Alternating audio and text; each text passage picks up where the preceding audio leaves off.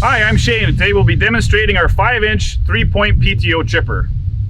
The recommended PTO horsepower for this chipper is 25 to 45. Today we'll be running it on a tractor with 21 PTO horsepower, so I'm very curious to see how it'll handle the work. This PTO chipper has a Category 1 3-point mount and runs on 540 input speed. This chipper is largely constructed of 1/4-inch plate steel, so it's very strong and robust. The flywheel is 140 pounds, it's factory balanced, and has a diameter of 20 inches. It's supported on either end by greasable bearings. The flywheel has 4 reversible cutting edges. They're easily sharpened if they wear down. The inlet chute on this chipper is 5.5 inches by 7. That gives you a nice capacity to run smaller branches and limbs through it. The chute is easily adjustable for angle. It has 360 degrees of rotation, and this pin here is what's used to lock it in place. It also has a flipper on the end that you can adjust if you want to blow the chips further away or closer to the machine in a tighter pile. Maintenance of the wheel is very simple. You simply remove this bolt that holds the top of the wheel shroud on, and this tips down out of the way, and you get easy access to the 4 blades. The chipping wheel is driven by a double V-belt. This gives really smooth transmission of power to the wheel, but it also limits the amount of slipping. As with any PTO-driven attachment, safety is always a key concern. You want to make sure that you're wearing proper PPE and that you stay clear of any of the moving parts.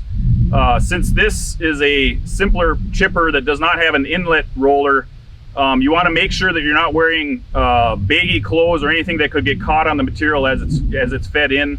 And you just want to keep a firm footing and be aware of your surroundings.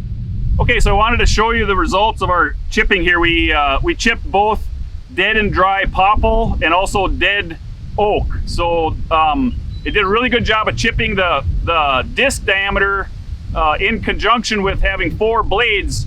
Makes a really nice fine mulch. So the chip size, most of these are under 1/2 inch. That's really nice. Not only can you use this for mulching in gardens and flower beds or whatnot, but also it'll break down fairly quickly too if you just want to leave it in the forest and let it rot. So we chipped for approximately 30 minutes. I didn't chip anything larger than 3 inches, and we have a pile here that's approximately 5 foot in diameter and maybe about 1 foot deep in the middle. So the productivity I thought was really good. You definitely see limitations with this much horsepower. We're using it below the recommended 25 horsepower. We're down at 21. So I'm really surprised at how well it worked. You definitely have limitations though. I wouldn't chip anything larger than 3 inch that was really hard because there is a possibility of plugging it with that. But it was a good test today to run it on something with lower horsepower so you have a good feeling of how it can work. So I want to talk a little bit about what you can and can't expect from this chipper. Since it's a simpler design and doesn't have an inlet feed roller, there's limitations on what you can actually force into the chipping wheel itself. We're relying on gravity and the drawing or the pulling of the material to actually get into the chipper wheel itself. Material that's this shape, especially if it's stout, is not going to feed well into the chipper. This is wider than 5 inches and it's too hard, so it's not going to break. So this is something that you wouldn't be able to chip in this chipper. And we were able to chip up to about 3 inch, I would say. The harder the wood, and of course, the longer the length of the piece of wood that you're chipping, it'll determine how well it handles it. But we were able to get chunks of wood that were about this size through this chipper, even with the limited horsepower that we had.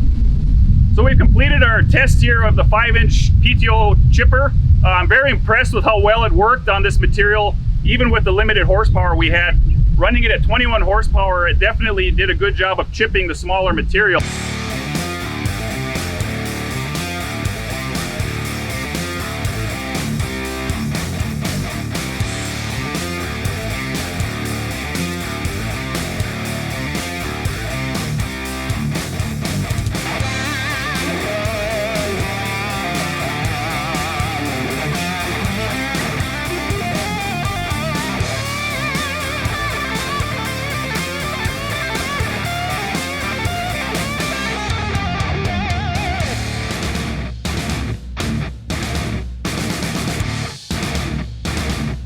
Thank you for watching this video. Be sure to check back as we make more videos, and as always, give us a call or check out our website if you have any questions.